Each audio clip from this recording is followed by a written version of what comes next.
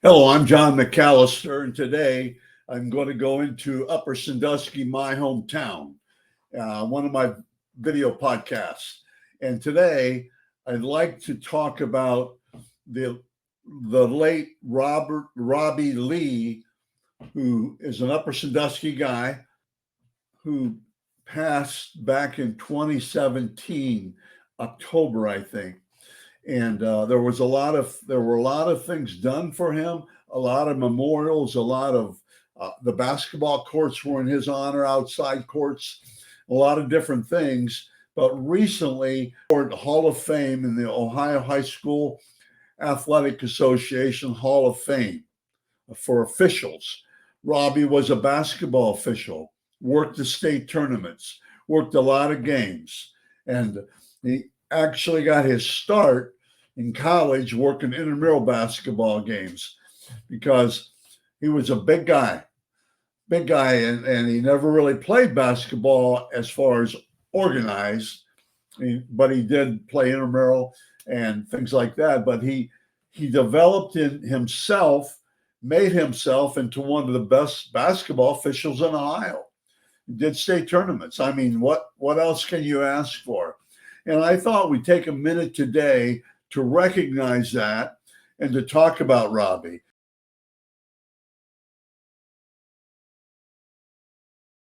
When I talk about Robby Lee, I talk about one guy that I think has known him and worked with him a lot. I know that Jerry gave him free tickets to the state tournaments for years, but we won't even talk about that. Maybe they weren't free. Hey, I didn't have to give him free tickets after a while. The guy earned them to work there. He really did. Coach Snodgrass, I know you knew Robby from being an Upper Sandusky guy, a few years older than you, but what do you remember him as far as an early basketball official? I recall so well that, one, he was a few years older than me, so I had a lot of respect for him for whatever he did. But like any new, younger official, a guy getting into it, their mechanics were a little rusty, weren't real fluid, thinking more than just doing. And I thought, but you know what? I had a ton of respect for him. So, but, obviously I saw him, evolve into a darn good official. Yeah. Was it, what were some of his strengths then early? I think any coach would probably tell you that the best officials are ones that will communicate with a coach.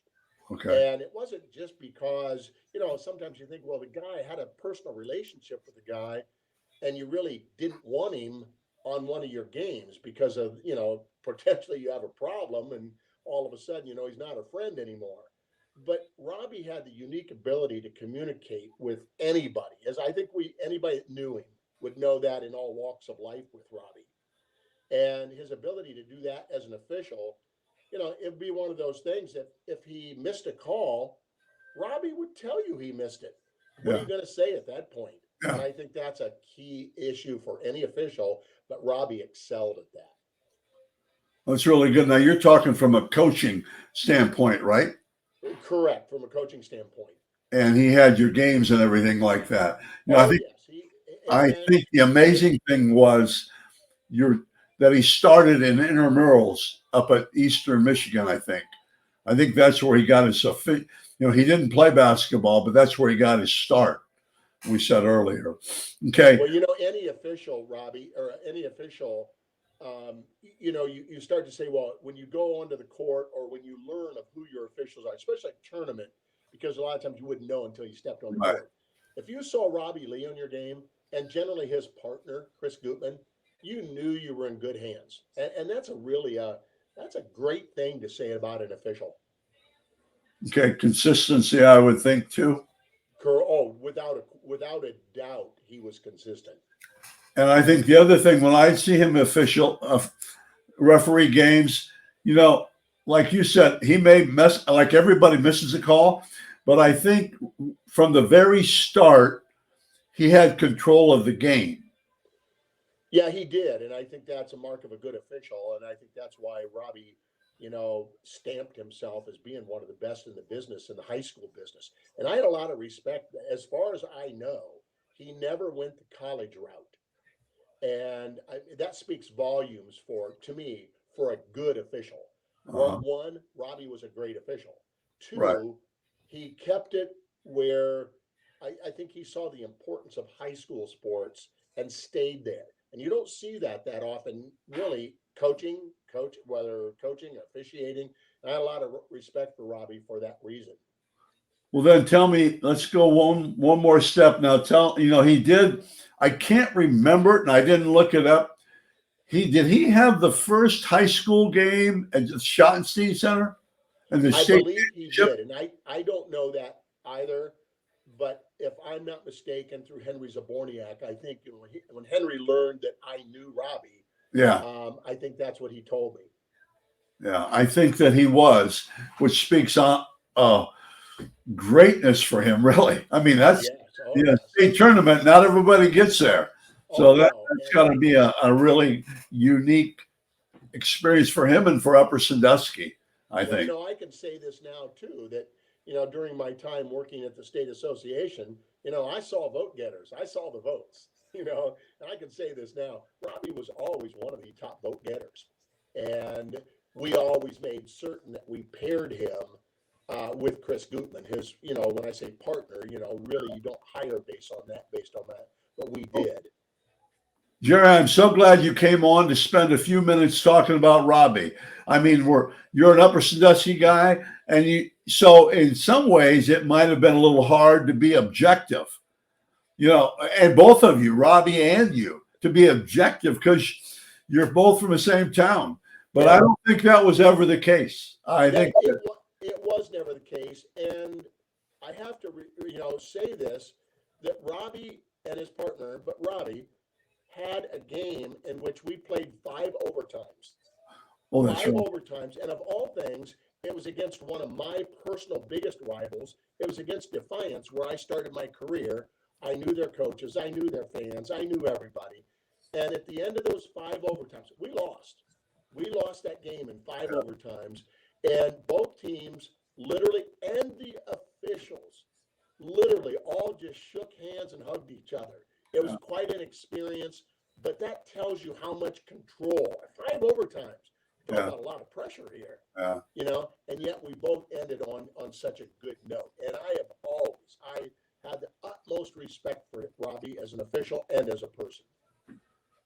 Jerry, thank you very much. I really appreciate you taking a few minutes here, and we're to talk about Robby, and we're talking about his purpose of this is his selection in the Ohio High School Officials Hall of Fame. Yeah, and very well deserved. Posthumously. Thanks, Jerry, very much. I appreciate it a lot. You're welcome. Thanks for what you're doing.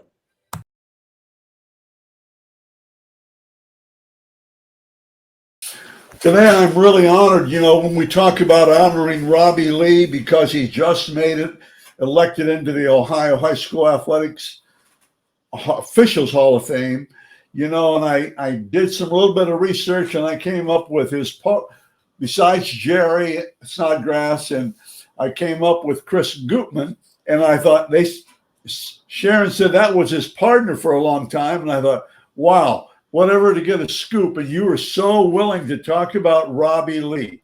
Okay, so how did you hook up with him as a partner, Chris?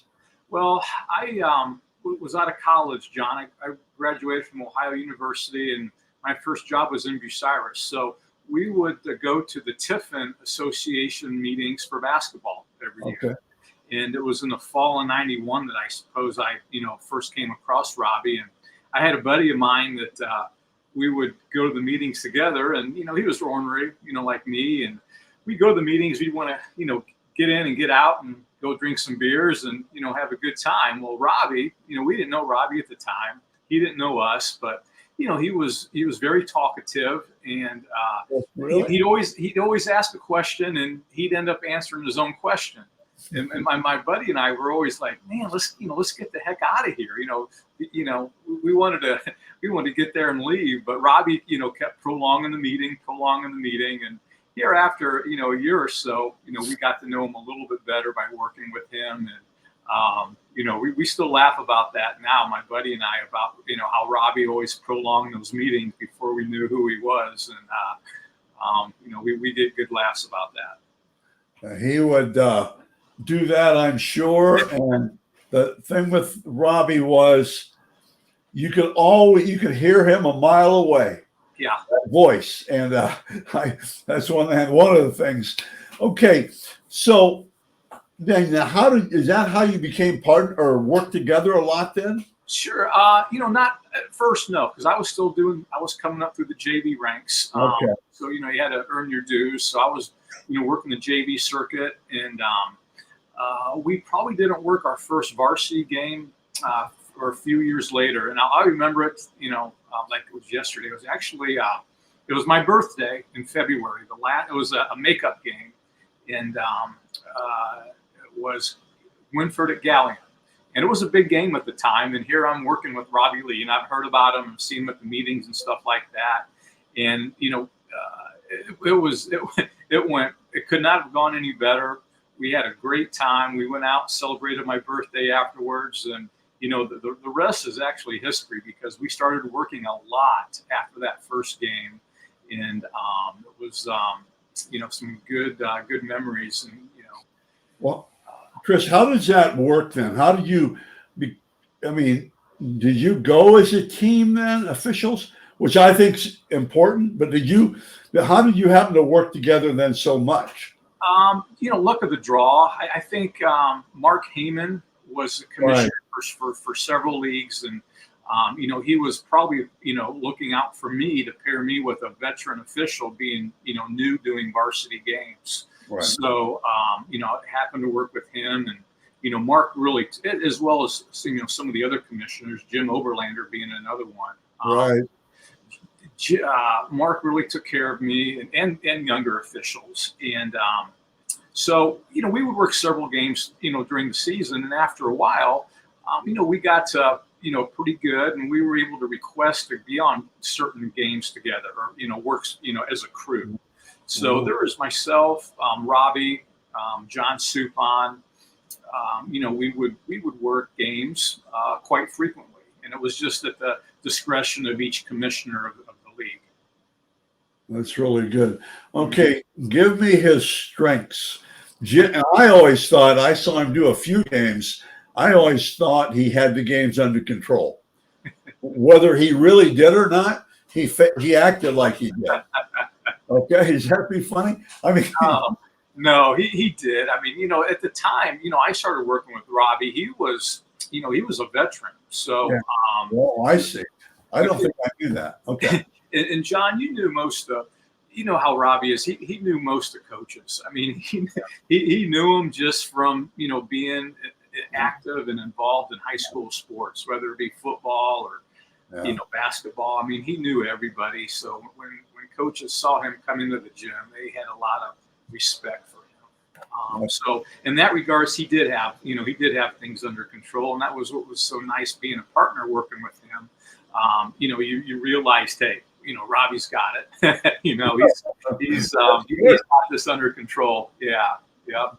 But one of the strengths, John, too, is, a coach could get mad at him. And we still laugh about this, my former partners and stuff, we laugh about this today. A coach just could be irate with Robby. He could have missed a call. He'd go over to the coach. Next thing you know, the coach is patting him on the rear. Just out of that, myself or someone else would have got chewed the rest of the game. But Robby somehow, gets out of it and he makes up, and he and the coach are on good terms the rest of the game. Well, that's really good. I know he had the respect, and plus he could probably talk. He could probably sell ice to an Eskimo. You know what I'm saying? Yes. Like I did and everything. Well, give me an example. Let's humor here. What was one of the calls that really got after him on? Do you remember one? There was one he made that we call them blarges, where it's a block charge call. And Okay. you don't know, and it's a bam play where a defender is setting up under the basket, and the offensive player comes in, and there's a collision, and you got to make a determination of if it was a block or if it was a charge. Right. Well, a typical charge call is this, Right. where a block call is on the waist, right? Yeah. Well, Robby comes out one time with he goes with the waist, and then with this. Block and charge. We call it, a blarge. And we're like, my partner and I look at each other like, oh, this ought to be good. This ought to be good. What's the call? And he, next thing you know, he goes pulls both coaches together, and and boom, we're off and running, and no one says a word. We end up getting out of that, pretty slick. That's really super to hear. That's good to hear. And Yeah. I think the people that are watching this from Upper Sandusky and sports, they'll be laughing with you, because that's what Robby was all about. Yeah. Okay, he worked the state tournament. Did you work with him at the state tournament? I did not. Okay. No, I did not. But yeah, he was down. He had three. I believe he had 3 state games. Oh, did he? Now, the rumor was, and I didn't research this enough. I thought he had the first basketball state tournament game in Schottenstein. He did. Okay. That's a fact.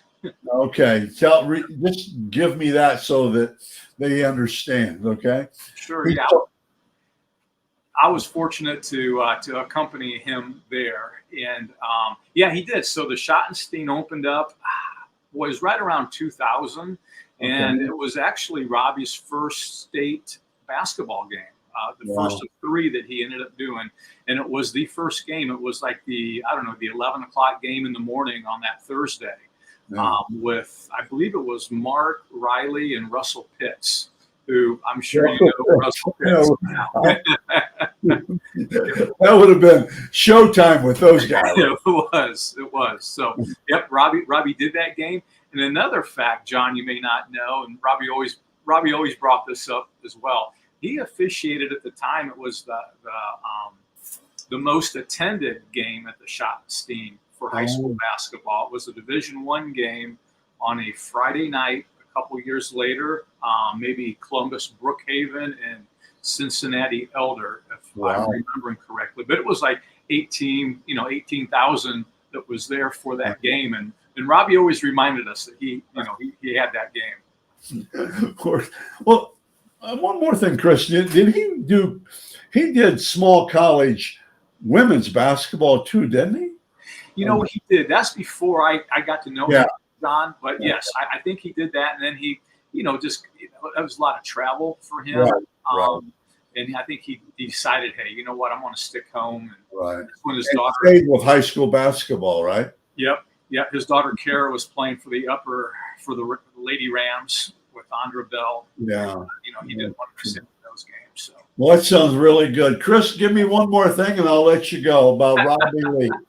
A good thing. What are you going to take to your, grave with Robby Lee's story? Which one are you going to remember? Oh, there's a lot. There's some I probably shouldn't repeat here with you, John. But the thing about Robby is, well, we quit editing or recording when we're talking about it. Okay. The thing about Robby, and I'm sure all the other guys attest to this. I mean, he made everyone feel important. He wanted to grow, basketball, officiating. I mean, he took the time. He could critique someone without being, offensive or rude. I mean, he had a way to point out what an official needed to do to improve. He was the best at that. Obviously he was a school teacher, so he, an educator, and he just handled kids good. And he would go into a gym, and he would not only know the coaches, he would know the people at the scorer's table, he would know the AD, he would know the janitor, all by names. I mean, he knew. He walked into a gym, they knew him, and he also knew those people, and he made everyone feel important. He really did. I do have a good story that's not basketball officiated, John. We would go to Vegas for probably 20 years together, myself and him and one of my brothers and a group of guys. So we were in line at a salad bar one time, and we heard these two ladies talking in front of us about Hawaii, about, where they're from, blah, blah, blah. And Robby said, "Hey, you're from Hawaii." And the girl goes, "Yeah, where do you live?" Wherever. Yeah. "Hey, do you know such and such?" Lady goes, "The guy's got real big." "Yeah, he used to be my neighbor." Robby goes, Robby ended up knowing this guy from Eastern Michigan. He's from Hawaii. I think Robby went there one time to visit him, and Robby and this lady in front of us were going down his road to his driveway to his house. It was, here we're 2,000 miles from home, and he, knows someone from Hawaii. It's a great story. We can end on that because, Chris, that's what he was all about. And I've said this before. He's one of the best ambassadors for Upper Sandusky, Wyandotte County out there. Yeah. He bled Upper Sandusky. He did. He was a Ram through and through, and a lot of good memories, John. I try to, because I'm not as outgoing as Robby. I try to learn things through him, from our days together. And one of them was just striking up a conversation. He would strike a conversation up with anybody. Well, I know. And, we'd be in the elevator, and I could see Robby, just myself and Robby and someone else, and I could see his wheels turning, like he's going to ask this kid something. And sure enough, he'll start off by saying, "Hey, nice shoes." Kid goes, "Thank you." And he'll go, "Where are you from?" He'll go, "I'm from Fremont." "Hey, do you know that?" And it was, boom. It was crazy, but that's what it was. Oh, it'd be real easy to just not say anything. Not say anything, but that just shows you what kind of person Robby is. He wants to get to know you and meet you. I really appreciate you reaching back to me, because I'm out of nowhere. I'm a nobody, and you sent that back to me, and this is a fantastic interview. I appreciate it, Chris. Hey, John, I really enjoyed it. Thank you. Thank you so much.